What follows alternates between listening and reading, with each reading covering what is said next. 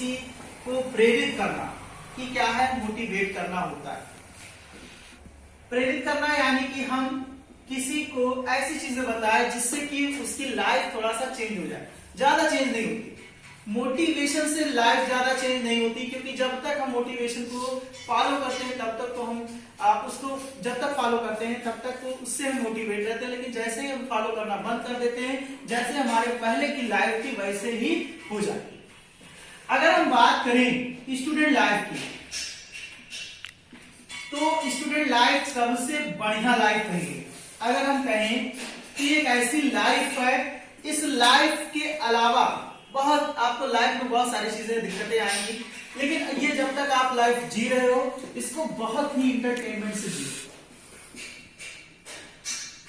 आपको किससे जीना है?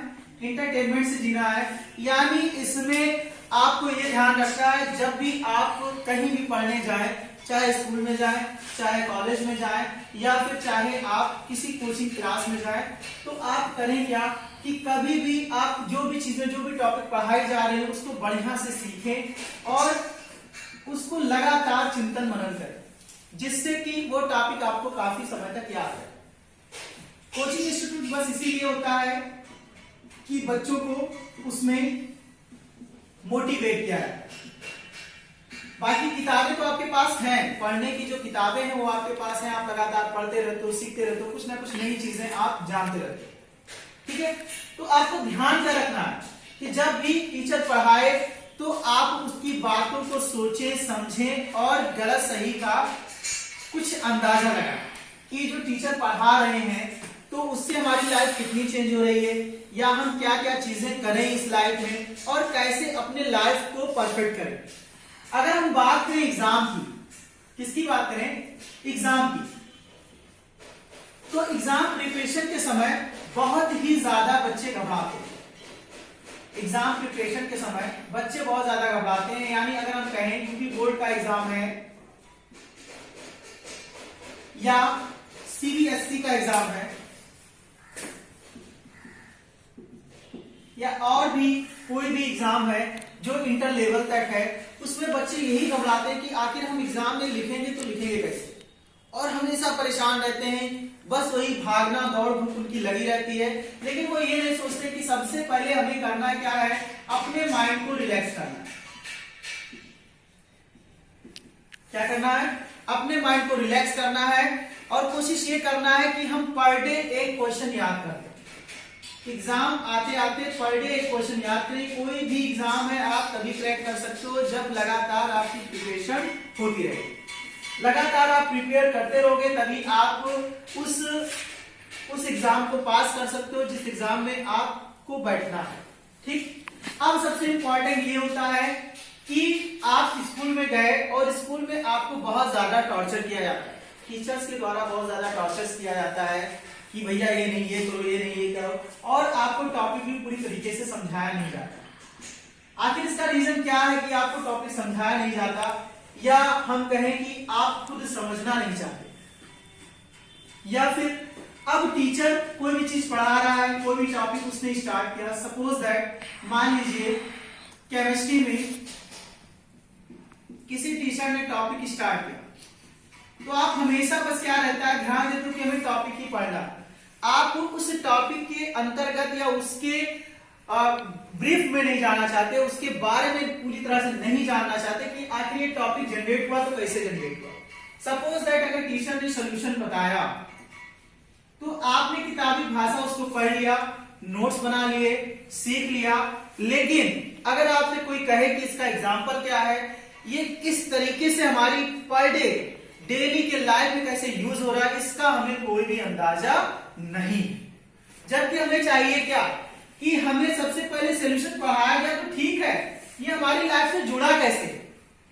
जो भी टॉपिक आप पढ़ें पूरी तरीके से अपनी लाइफ से जोड़ने की उसको कोशिश करें। अगर आप जोड़ना सीख गए तो आपको कोई हरा नहीं सकता।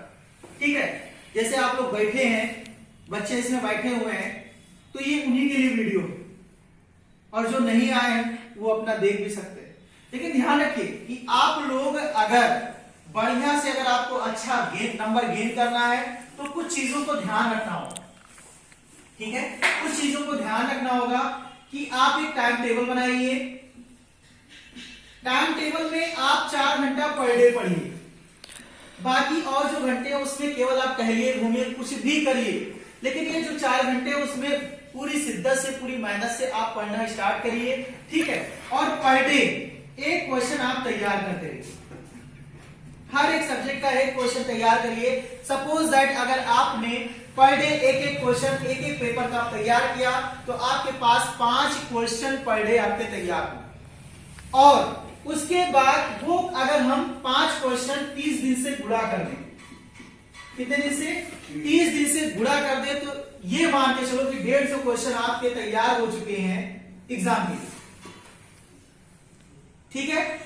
और अब बताओ, एक महीने में आपने 30 क्वेश्चन तैयार किया, तो 30 क्वेश्चन आपने तैयार किया तो भैया 50% आपने अपने सिलेबस का कंप्लीट कर लिया।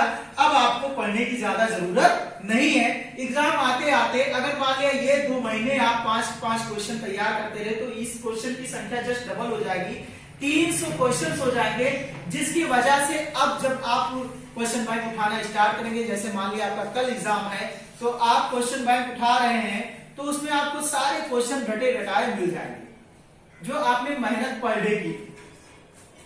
तीसरा पॉइंट, एग्जाम जब करीब आता है तो भैया जान लो बहुत से बच्चे ऐसे होते हैं जिनको बहुत सारी दिक्कतें हो जाती है, यानी अगर हम कहें तो बीमार हो जाते हैं, परेशान हो जाते हैं, टहलना घूमना, शादी विवाह, बहुत सारी चीजें लगातार उनके पास उनको फेस करनी होती है। कुछ बच्चों के घर में फंक्शन होता है, शादी के माहौल होते हैं, या किसी का तबीयत खराब हो जाता है, एग्जाम के समय ही खराब होगा, ध्यान रखिएगा। ऐसे बच्चों का एग्जाम के समय ही तबीयत खराब होता है, जो थोड़ा सा टैलेंटेड होते हैं, वो परेशान बस इसी वजह से होते हैं कि उनका या तो तबीयत खराब हो गया, या स्पीड्स में आ रहे थे गाड़ी से, एक्सीडेंट हो गया, हाथ पैर टूट गया, ठीक। तो आपको ये ध्यान रखना है कि वो चीजें खाएं जिससे आपकी तबीयत ना खराब हो, यानी आप जो आहार पर डे ले रहे हैं वो बैलेंस डाइट होना चाहिए। अब भैया आप लोग काबिल हो, बैलेंस डाइट जानते हो, संतुलित आहार जिसे कहते हैं, यानी कितना आपको प्रोटीन लेना है, कितना कार्बोहाइड्रेट लेना है, कितना फैट लेना है, ये सारी चीजें आप पे डिपेंड होंगी।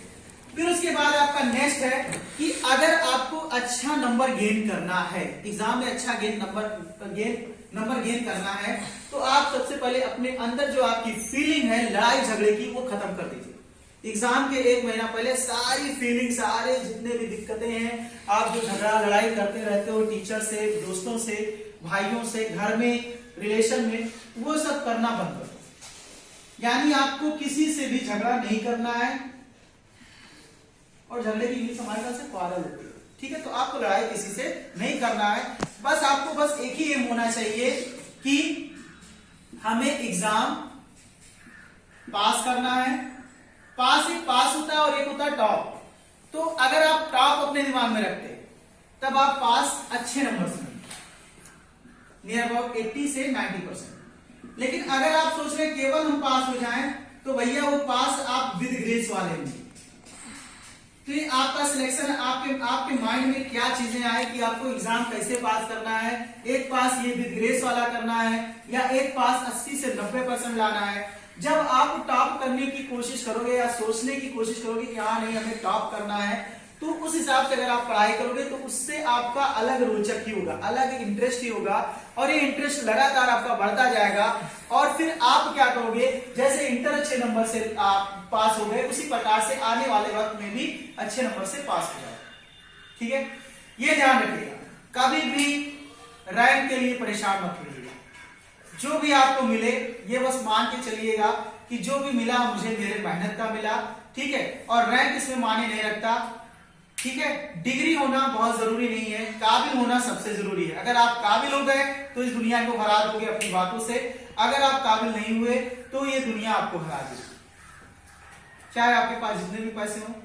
बस इसी लास्ट पॉइंट के उस पर फिर मैं आप लोगों से अगले वीडियो में मिलूंगा, उसमें भी कुछ चीजें आपको बताऊंगा, मोटिवेट करूंगा। एग्जाम के कुछ दिन पहले मैं वीडियो डालूंगा जिसमें आप लोग काफी उस वीडियो को देखकर एक बार जरूर जाइएगा। यकीन मानिए आपका जो बैलेंस है, जो आपके एग्जाम सॉल्व करने का बैलेंस है, बहुत ही अच्छा होगा। Thank you for watching my channel, please subscribe my channel.